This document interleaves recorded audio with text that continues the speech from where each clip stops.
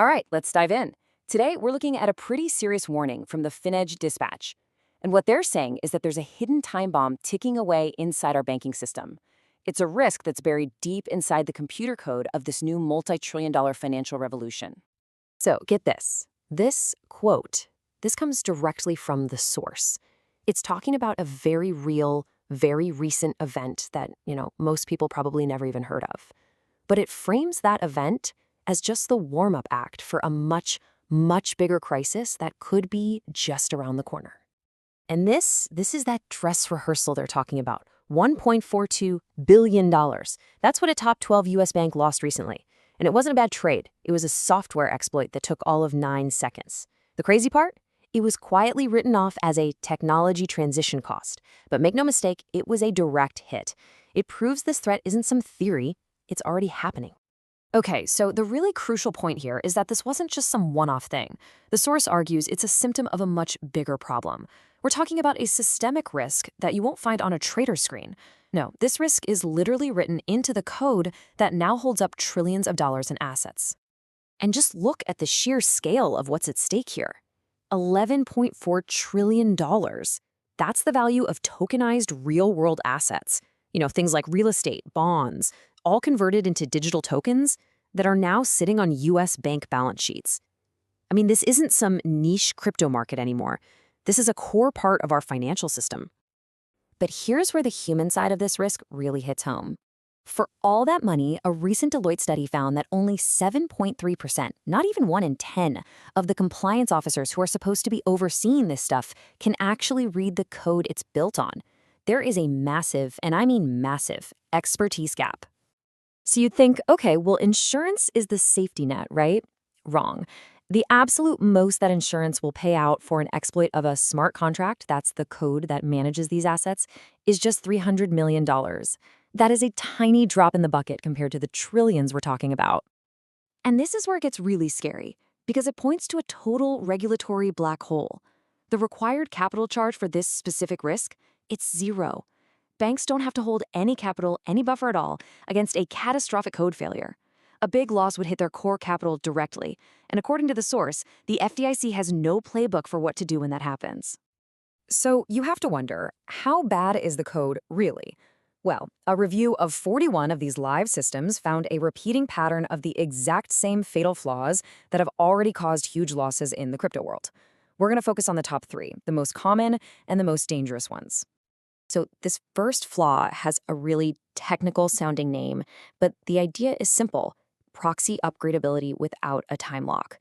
The easiest way to think about it is, it's like giving a hacker the master key to an entire apartment building.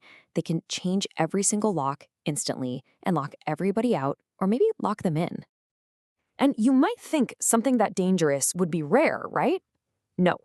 It was found in an astonishing 83% of the systems they looked at. This means one of the most dangerous flaws out there is basically standard practice. It's just how things are built. And we've literally seen this exact movie play out before. This flaw was the way in for the Ronin network hack back in 2022. That led to a catastrophic loss of $625 million. The blueprint for disaster is already out there for everyone to see. Okay, let's move on to the second critical flaw: centralized admin keys. This is the digital version of having the nuclear launch codes, or, the keys to the main bank vault, held by just 1 or 2 people.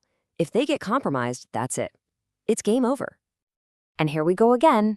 It's incredibly common. 71% of the banking systems they reviewed had this exact single point of failure built right into their design. The classic example here is the hack of the trading firm Wintermute. A compromised key led to a $160 million loss. I mean, the industry has been shown in very painful, very expensive detail why this is a terrible idea. And yet, the flaw just keeps showing up. And the third major flaw is this reliance on too few price oracles. Those are just the external data feeds that tell the system what an asset is worth. So imagine if the entire stock market got all of its price data from just 1 or 2 sources. If a hacker could manipulate those sources, they could manipulate the entire market. Well, that's the risk here. And sure enough, this weakness was found in 78% of the systems. The vast majority are wide open to a price manipulation attack that could set off this cascade of forced liquidations right across the entire system. This is exactly what happened to a project called Mango Markets. An attacker manipulated the price oracle and just drained $114 million right out of the protocol. We are seeing such a clear pattern here. Known exploited bugs are basically being copied and pasted into our core banking infrastructure. But, it's not all doom and gloom. The source actually proposes a really powerful, simple tool to get this risk under control. And it's not some complex, multi-million-dollar audit. It's a 90-second checklist that any board member or risk officer can use. And this checklist, it just boils everything down to 5 crucial yes or no questions. Can the contract be upgraded instantly with no safety delay? Are the keys centralized in one place? Does it use weak price data? Is the total money at risk say, over $500 million? And is the last audit out of date? Simple questions. And here's the proof that it works. The institutions that actually used this simple checklist were able to cut their critical risk exposures by an average of 68%. So this is a real proven way to find and neutralize the biggest threats out there. So this all brings us to a very clear and, frankly, very urgent choice. The financial industry is standing at a crossroads. Do we proactively manage this risk right now, or do we just wait for a catastrophe and then write a report about what went wrong after the fact? Which brings us to this one, chilling final quote from the FinEdge dispatch. It says, "The bug that will take down a major U.S. bank has already been merged to production." The source is being crystal clear here. It's not a matter of if this will happen, but when and where.